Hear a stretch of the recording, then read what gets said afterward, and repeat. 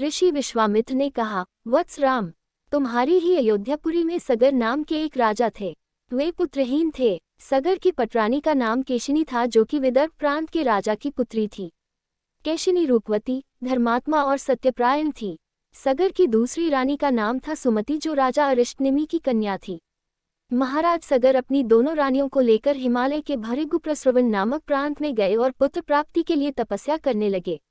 उनकी तपस्या से महर्षि भृगु प्रसन्न हुए और उन्हें वर दिया कि तुम्हें अनेक पुत्रों की प्राप्ति होगी। दोनों रानियों में से एक का केवल एक ही पुत्र होगा, जो कि वंश को बढ़ाएगा, और दूसरी के 60,000 पुत्र होंगे।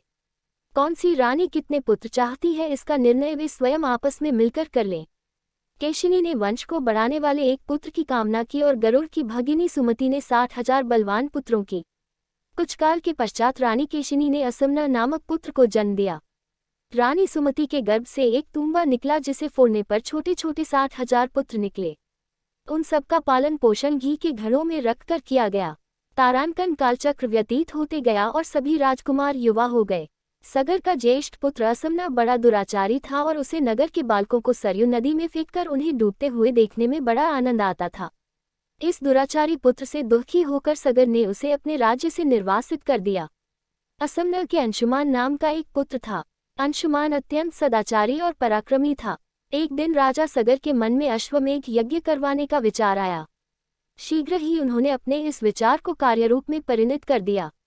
राम ने ऋषि विश्वामित्र से कहा, गुरुदेव, मेरी रुचि अपने पूर्वज सगर की यज्ञ गाथा को विस्तारपूर्वक सुनने में है, अतः कृपा करके इस वृतांत को पूरा पूरा सुनाइए। राम के इस प्रकार से जिज्ञासा व्यक्त करने पर ऋषि विश्वामित्र प्रसन्न होकर कहने लगे, राजा सगर ने हिमालय एवं विंध्याचल के बीच की हरितिमायुक्त भूमि पर एक विशाल यज्ञ मंडप का निर्माण करवाया। फिर अश्वमेघ यज्ञ के लिए श्यामकर्ण घोड़ा छोड़कर उसकी रक्षा के लिए पराक्रमी अंशुमान को सेना के साथ उसके पीछे पीछे भेज दिया। यज्ञ की संभावित सफलता के परिणाम की आशंका से भयभीत होकर इंद्र ने एक राक्षस का रूप धारण किया और उस घोड़े को चुरा लिया।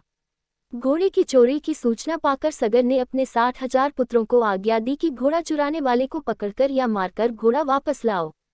पूरी पृथ्वी में खोजने पर भी जब घोड़ा नहीं मिला तो इस आशंका से कि किसी ने घोड़े को तहखाने में न छुपा रखा हो, सगर के पुत्रों ने संपूर्ण पृथ्वी को खोदना आरंभ कर दिया। उनके इस कार्य से असंख्य भूमितल निवासी प्राणी मारे गए। खोदते खोदते वे पाताल तक जा पहुंचे। उनके इस नृशंस कृत्य के विषय में देवताओं ने ब्रह्मा जी को बताया तो ब्रह्मा जी ने कहा कि ये राजकुमार क्रोध एवं मद में अंधे होकर ऐसा कर रहे हैं।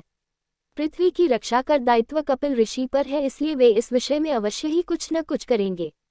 पूरी पृथ्वी को खोदने के बाद भी जब घोड़ा और उसको चुराने वाला चोर नहीं मिला तो निराश होकर राजकुमारों ने इसकी सूचना अपने पिता को दी। क्रुद्ध सगर ने आदेश दिया कि घोड़े को पाताल में जाकर ढूंढो। पाताल में घोड़े को खोजते खोजते वे सनातन वसुदेव कपिल के आश्रम में पहुंच गए। उन्होंने देखा कपिलदेव तपस्या में लीन है और उन्हीं के पास यज्ञ का वह घोड़ा बंधा हुआ है। उन्होंने कपिल मुनि को घोड़े का चोर समझकर उनके लिए अनेक दुर्वचन कहे और उन्हें मारने के लिए दौड़े। सगर के इन कुकृत्यों से कपिल मुनि की समाधि भंग हो गई। उन्होंने क्रुद्ध होकर सगर के उन सब पुत्रों को भस्म कर दिया।